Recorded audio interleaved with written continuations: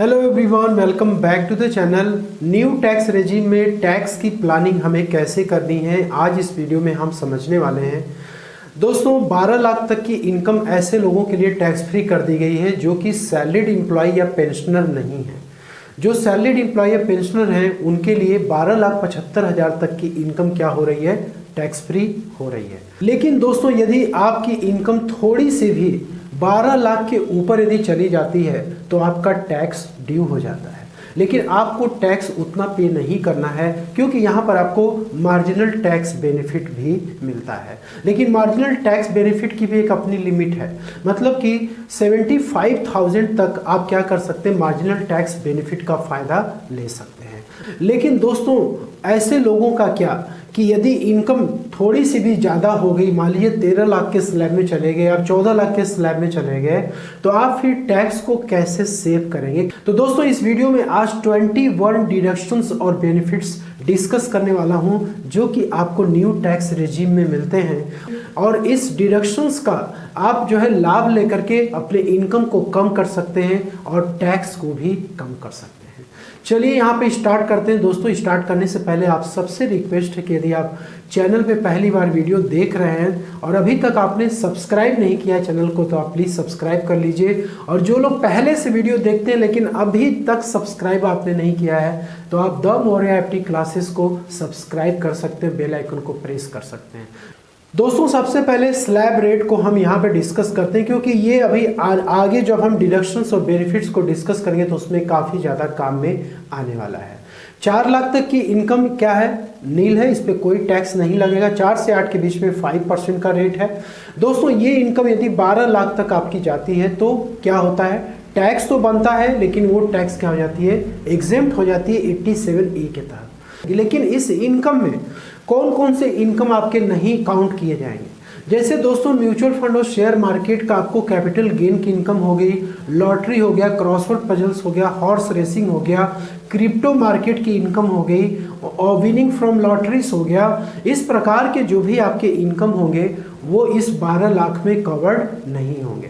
तो दोस्तों, उस पर बेनिफिट भी आपको 87A की नहीं मिलेगी, मतलब उन इनकम पे आपको स्पेशल रेट से जो टैक्स चार्ज होता है वो आपको पेमेंट करना पड़ेगा। दोस्तों, 12 से 16 में यदि आपकी इनकम आती है तो 15% का टैक्स रेट है, 16 से 20 के बीच में है तो 20% का रेट, और 20 लाख से 24 लाख के बीच में तो 25% का, और 24 लाख के ऊपर यदि आपकी इनकम जाती है तो 30% का रेट यहाँ पे एप्लीकेबल है। लेकिन दोस्तों, यहाँ पे 24 लाख के ऊपर आपकी इनकम जाए या फिर 20 लाख से 24 लाख के बीच में यदि इनकम रहे, लेकिन आपको यदि न्यू टैक्स रेजिम में मिलने वाले डिडक्शंस के बारे में यदि पता रहेगा, बेनिफिट्स के बारे में पता रहेगा, तो आप क्लेम करके इस इनकम को आप कम कर सकते हैं और आप अपने टैक्स रेट को भी घटा सकते हैं।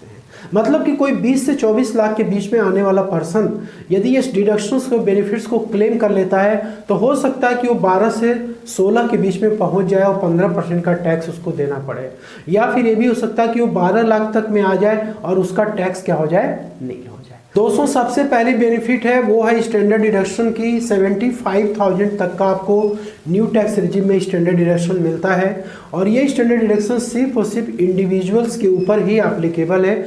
मतलब कि जो लोग सैलरी की इनकम करते हैं या जिनको पेंशन की इनकम मिल रही है उन लोगों को 75,000 रुपये तक का डिडक्शंस मिल जाता है। यदि आपकी सैलरी या पेंशन की इनकम एक साल में 12,75,000 रुपये तक आती है दोस्तों, तो 75,000 रुपये आपको स्टैंडर्ड डिडक्शन मिल जाता है और 12 लाख तक की इनकम आपकी क्या हो जाती है, टैक्स फ्री हो जाती है। एक सीनियर सिटीजन जो कि 60 ईयर्स के ऊपर हो चुके हैं, कि रिटायर हो चुके हैं, उनको पेंशन की इनकम मिल रही है, तो 12,75,000 रुपये तक उनकी इनकम क्या हो जा रही है, टैक्स फ्री हो जा रही है।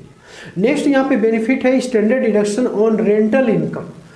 दोस्तों, यदि आपने हाउस प्रॉपर्टी को रेंट पे लगा रखा है, चाहे आप रेजिडेंशियल पर्पस के लिए या फिर पेइंग गेस्ट या फिर आप PG चला रहे हैं या फिर हॉस्टल चला रहे हैं, जो भी आप कर रहे हैं, रेंटल इनकम यदि आपको हो रही है तो आपको फ्लैट 30% का यहाँ पे स्टैंडर्ड डिडक्शन मिलता है। दोस्तों, ये 30% का डिडक्शन एक्सपेंसेस के लिए मिलता है, जैसे कि बिल्डिंग में रिपेयर हो गया, इंश्योरेंस के खर्चे हो गए, इसके बाद वाटर सीवर के टैक्सेस हो गए, ठीक है। इसके अलावा जो भी आप उस मकान में खर्च कर रहे हैं उसके लिए ये आपको बेनिफिट 30% का मिलता है। मतलब इस एक्सपेंसेस के लिए गवर्नमेंट आपसे कोई भी प्रूफ नहीं मांगती। सिंपल सी बात है कि यदि आपने उस मकान को 1 लाख रुपए महीने पर किराए पे उठाया हुआ है, साल का आपको 12 लाख रुपए रेंटल इनकम होती है, तो 30% यानी कि 3,60,000 आपका सीधे सीधे माइनस हो जाएगा 12 लाख रुपए में से। जो रिमेनिंग आएगा वो आपके इनकम में जुड़ेगा, उस पर टैक्स आपको देना होगा। तो यहाँ पे जो थर्ड बेनिफिट है वो है होम लोन इंटरेस्ट का। अब आपने उसी बिल्डिंग के लिए लोन ले रखा है, ऐसे केस में आप क्या करते हैं, उस पर जो भी इंटरेस्ट का पेमेंट आप करेंगे, आप अनलिमिटेड उसका क्लेम यहाँ पे कर सकते हैं न्यू टैक्स रेजिम में, ठीक है। और ये सिर्फ और सिर्फ रेंटेड प्रॉपर्टी के लिए ही मिलता है। यदि आप सेल्फ ऑक्युपाइड प्रॉपर्टी यूज कर रहे हैं तो उस केस में ये बेनिफिट आपको नहीं मिलेगी। तो 12 लाख की रेंटल इनकम में से 30% यानी 3,60,000 तो आपका स्टैंडर्ड डिडक्शन माइनस हो जाएगा। और जो यहाँ पे होम लोन का इंटरेस्ट है 6 लाख रुपीस, ये भी आपका माइनस हो जाएगा। तो ये एक बेनिफिट दोस्तों जो कि न्यू टैक्स रेजिम में आपको मिलती है। नेक्स्ट है फैमिली पेंशन। दोस्तों ये जो पेंशन मिल रही है ये आपके सैलरी हेड में टैक्सेबल होती है, लेकिन फैमिली पेंशन जो मिलती है वो इनकम फ्रॉम अदर सोर्सेस में टैक्सेबल होता है। तो फैमिली पेंशन कि इनकम आपको लेनी तो है अदर सोर्सेस में, लेकिन उस पर आपको डिडक्शन भी मिलता है। डिडक्शन आपको मैक्सिमम 25,000 रुपीज़ तक का मिलता है। दोस्तों ये लिमिट पहले 15,000 थी, लेकिन न्यू टैक्स रेजिम में इसको बढ़ा के 25,000 या 1/3 ऑफ द पेंशन। मान लीजिए कि आपको महीने का 30,000 पेंशन मिल रहा है, तो साल का 3,60,000 आपका पेंशन हो गया, तो आप 360 पेंशन तो लेंगे अपने इनकम टैक्स रिटर्न में। लेकिन दोस्तों जो एग्जेम्पशन आप क्लेम करेंगे 1/3 ऑफ 3,60,000 और 25,000 दोनों में से जो कम होगा वो माइनस हो जाएगा। इसके बाद है दोस्तों employer's contribution to national pension scheme. यहाँ पे एक बहुत बड़ा बदलाव गवर्नमेंट ने किया, चाहे गवर्नमेंट एम्प्लॉई हो चाहे नॉन गवर्नमेंट एम्प्लॉई हो, सभी के लिए बेनिफिट यहाँ पे मिले। 80 CCD 2 में आपको न्यू टैक्स रेजिम में इस पे डिडक्शन मिलता है। तो नेशनल पेंशन स्कीम में यदि आप कंट्रीब्यूशन खुद करते हैं तो इसका कोई बेनिफिट आपको नहीं मिलेगा, लेकिन जो आपका एम्प्लॉयर है यदि उसने कंट्रीब्यूशन दिया हुआ है तो बेसिक सैलरी प्लस DA का 14% आप यहाँ पे क्या कर सकते हैं, डिडक्शन क्लेम कर सकते हैं। मतलब दोस्तों सीधी सी बात, आपकी बेसिक सैलरी 8 लाख रुपए पूरे ईयर की, 50% हम अज्यूम कर लेते हैं DA, तो टोटल आपका DA कितना 8 लाख रुपीस। टोटल सैलरी आपकी कितनी आ रही है 16 लाख रुपीस आ रही है। इसका हम क्या करेंगे 14% निकालेंगे, तो दोस्तों 2,24,000 तक मैक्सिमम यहाँ पे आप क्या कर सकते हैं 80 CCD 2 में डिडक्शंस क्लेम कर सकते हैं। उसके बाद दोस्तों convince allowance for office duties. Convince allowance जो भी आपको मिलता है, जो आप एक्चुअल एक्सपेंसेस करते हैं उस पर आपको न्यू टैक्स रेजिम में फ़ायदा मिलता है। जैसे आप ऑफिस ड्यूटी के दौरान आप कहीं भी जाते आते हैं, उस पर कन्वेंस के चार्जेस को आप पे करते हैं तो उसका बेनिफिट ले सकते हैं। टूर एंड ट्रेवल अलाउंस, दोस्तों ऑफिशियल पर्पस के लिए आप कहीं दूसरे स्टेट में जाते हैं, वहाँ पे एकोमोडेशन पे खर्चा होता है, होटल वगैरह खर्चे होते हैं, और भी जो भी ऑफिशियल पर्पस के लिए जो आपके एक्सपेंस हो रहे हैं। या फिर ये भी हो सकता है कि आपकी ऑफिस मान लीजिए दिल्ली में है और वहाँ से आप जो है शिफ्ट कर गए, आपका ट्रांसफ़र हो गया किसी दूसरे स्टेट में, तो दोस्तों इसमें ट्रांसपोर्टेशन के खर्चे आपके हो जाएंगे। इसके बाद एकोमोडेशन का खर्चा हो जाएगा, कहीं होटल में आप रुक रहे हैं, ठीक है। और इसके बाद जो भी शिफ्टिंग से रिलेटेड चार्जेस होंगे वो आपका एक्चुअल बेसिस पे यहाँ पे आप क्लेम कर सकते हैं। डेली अलाउंसेस, आप जहाँ पे ड्यूटी कर रहे हैं कुछ समय के लिए आपको किसी दूसरे लोकेशन पे भेज दिया जाता है और वहाँ पर आपको डे टू डे खर्च को मेंटेन करने के लिए आपको अलाउंसेस मिलते हैं, तो इसका भी आप एक्चुअल एक्सपेंसेस यहाँ पे क्लेम कर सकते हैं। डिसेबल्ड पर्सन को ट्रांसपोर्ट अलाउंस का भी यहाँ पे बेनिफिट मिलता है। अब कोई डिसेबल्ड पर्सन का मान लीजिए कि ट्रांसफ़र हो गया किसी दूसरे जगह में, तो वो ट्रांसपोर्ट पे जितने भी खर्चे उसके होंगे वो सब के सब यहाँ पे अलाउ हो जाते हैं। इसके बाद दोस्तों अग्निवीर कॉर्पस फंड। अब देखिए 2022 में ये हुआ कि जो भी आर्म्ड फोर्सेस या सोल्जर्स हैं यदि वो अग्निपथ स्कीम में अपना इनरोलमेंट यदि कराए हैं तो सेंट्रल गवर्नमेंट क्या करती है, इस अग्निवीर कॉर्पस फंड में अपना कंट्रीब्यूशन करती है। तो दोस्तों आप क्या कर सकते हो, ये जो भी कंट्रीब्यूशन तो आपके सैलरी में तो ऐड होता है, लेकिन आप 80 CCH 2 में आप 100% इसका क्लेम कर सकते हैं। जिसके बाद दोस्तों 80JJA जो कि एक बिजनेसमैन को मिलता है, मतलब कि ऐसे लोग जो कि एम्प्लॉय को, एडिशनल एम्प्लॉय को हायर करते हैं, उस पर जो भी खर्च करते हैं उसका जो डिडक्शंस वो क्लेम कर सकते हैं 80JJAA में क्लेम कर सकते हैं। इसके बाद है डेप्रिसिएशन अलाउंस।